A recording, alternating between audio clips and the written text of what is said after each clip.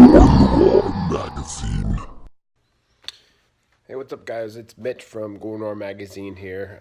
Just trying out this whole vlog thing. Just kind of, wow, I'm terrible at talking.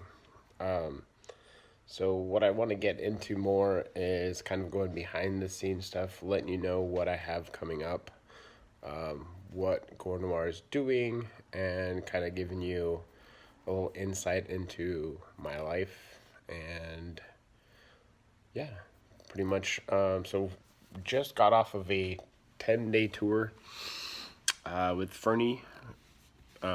He's my staff photographer along with Brian. Um, God, I hate this camera.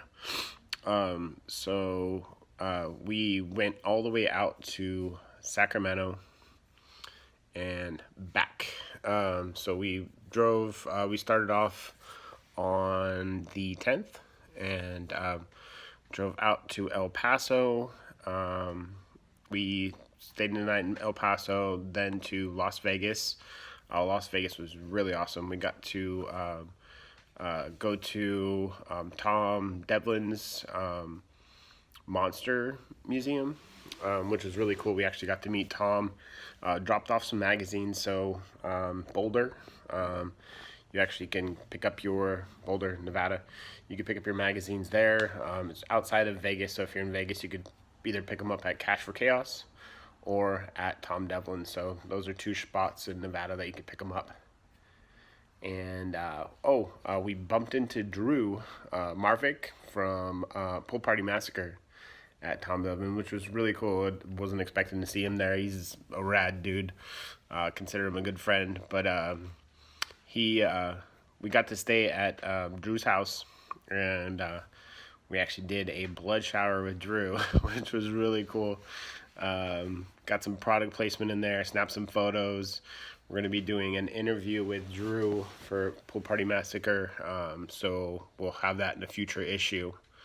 And then from there, we went to LA. We got to check out a really cool, like, secret kind of like speakeasy club in LA that I can't even tell you about. Did some touring around in there. Went to some shops and like Dapper Cadaver, Halloween Land, that sort of thing. Halloween Town Land, I don't know what we'll call it, land. And then we went from there to Sacramento, and we spent the weekend at Sinister Creature Con, which is really rad. If you haven't gone to Sinister Creature Con in Sacramento, you should definitely check them out. We've vended the last 3 conventions they've done. One Stockton, Sacramento, and the other one in Sacramento. And they always have really cool lineup, really cool people. It's a nice, it's a really cool convention. Like, everybody's super down to earth. All the attendees and everything like that are all really super cool. And then, so they had actually 2 after parties. So, went to both of them. One was at the some theater.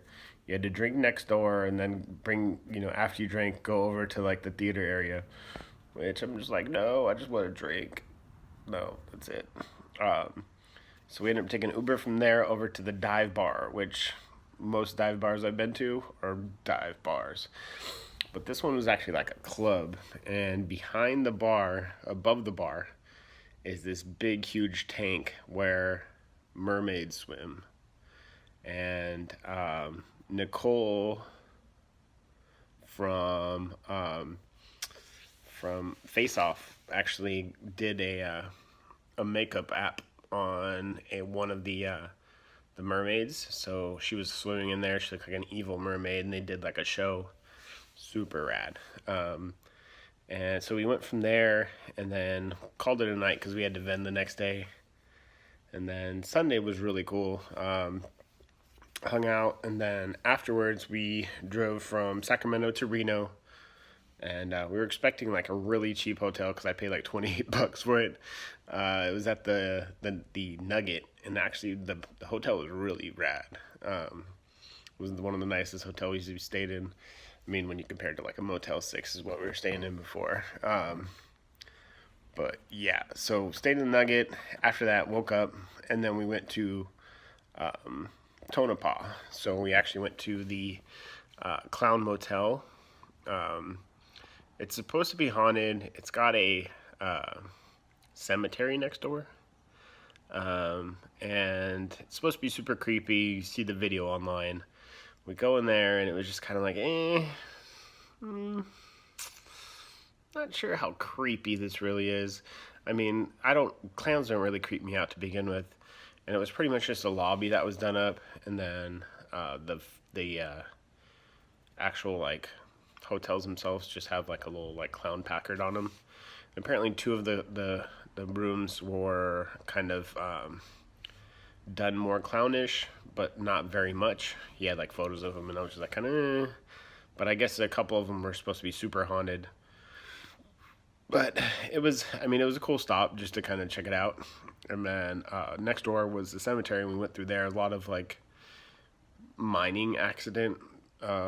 People were buried there, like fires, people getting shot, murdered. It was kind of cool. I liked it. But I mean, if you've seen this old cemetery, you've seen them all. So we went from there, and we realized that we could do the extraterrestrial highway from Tonopah down to Vegas. So we did that. We stopped at the Little D Alien. I guess that was in Paul. I haven't seen Paul in a while. The movie Paul. And so we stopped in there, took some photos with like the aliens and stuff like that. Just kind of cool. Took some photos with like the extraterrestrial highway signs and stuff. And we blew through Vegas. And then we stopped in El Paso again. So second time in El Paso, we actually had a photo shoot set up. And this photo shoot was actually in a old mansion. One of the models said that it was haunted. I really didn't feel it to be haunted. I actually did like a complete like video tour of it, which I'll post. The video tour I go through by myself with the LED light and just kind of walk through. I kind of did a little too quick. I think next time if I ever do like a walkthrough on any places like that, I'll probably slow it down a bit. But just to walk through this place once, it was like 8 minutes. It was like 4 stories and had this really, just the whole thing was just really cool. You'll have to check that out. I'll post it. But it was a cool photo shoot. I've posted some photos from it already, not the actual like photos, but like behind the scenes. Ferdy, he will be releasing those photos soon. You can actually find him on Patreon as well. Once we got back, we were back in Austin. We put it out there that we're going to be doing the blood showers in Austin, and we actually got to do 6 different girls shooting blood showers. Some we can't really post on regular social media. Some of them we can, and I released a couple of like the boomerangs. I was shooting boomerangs while we were doing it. It was really cool just watching the blood come out. But we finally just got home, so that's why I'm doing this right now. Got a lot to do. Still trying to get issue 15 out there. I'm going to be starting a Kickstarter to help get money up for that. All the other ways that I've tried to get money up to print this issue have not worked yet. And I'm hoping the Kickstarter will be better. I'm going to need all your help with that. Definitely going to be a group thing, trying to get this out there. We definitely want to keep doing the magazine, and there's no way we're not going to. But right now, printing this issue, which, you know, the minimum is like $2,000. We normally do $4,000 worth of magazines every time we print. So you can see how expensive it is, especially being a independent magazine.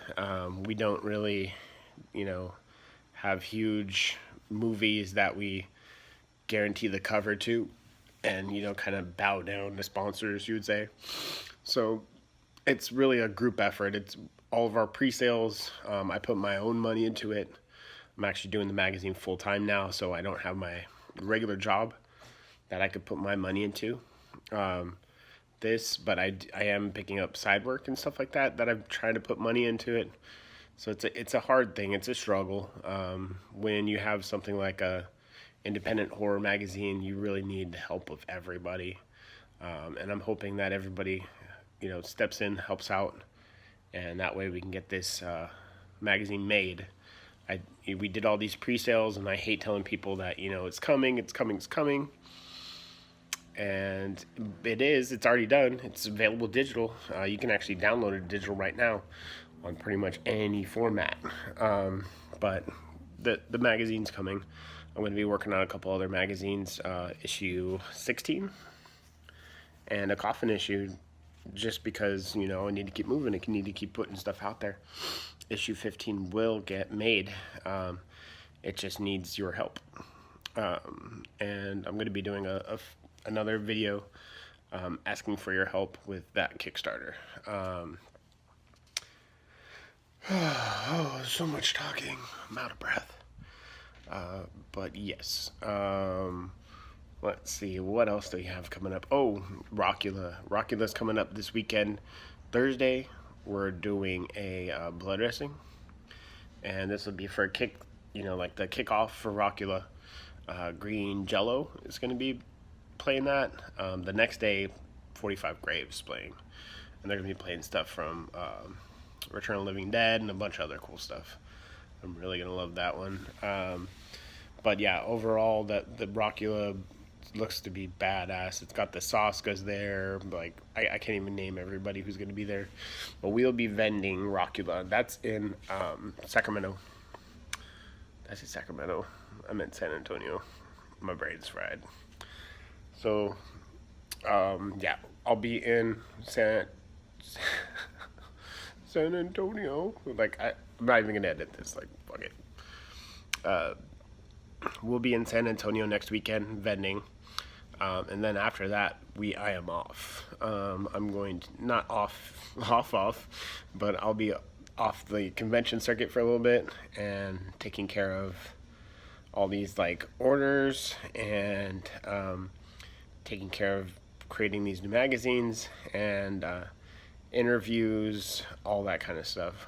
So right now, it's pretty much just me. There's no real other staff. I've had, people come in and out. Some people help for a little bit, and then they have other things they got to do. So it's kind of like a ever-changing staff. Right now, it is just me.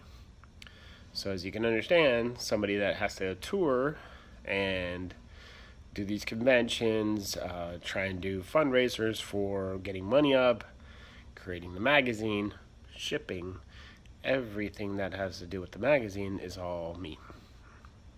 Normally I don't really I mean, it looks like it's a huge magazine that has a decent staff and like all this other stuff, but nope, it's just indecent me. So every little bit of patience that I've had from everybody that's pre-ordered or, worked with the magazine, I definitely appreciate all of you. It helps me, and then all the praise, all the people saying they love the magazine, that sort of thing, helps me keep moving. So from beginning to end, I have my hand in all of it. And I would love to have a staff where, somebody taking care of shipping and all this other stuff, but the magazine just is not at that point. Maybe someday we'll be at that point, but I always want to keep it small. I like distributing small businesses only. That's all I do. And it's a small magazine, so it makes sense. I never want to get to the Fangoria stage where you're too big and you can't support it anymore. I like doing scratch and sniff covers. I like doing the coffin-shaped covers, all that fun stuff. So I feel like being a small magazine, it's easier to do that. You don't have to bow down to those sponsors and like, oh, I need to make this much money to be able to print an issue. But it's something like print is very tactile. There's no other way to do it. I wouldn't ever do just digital.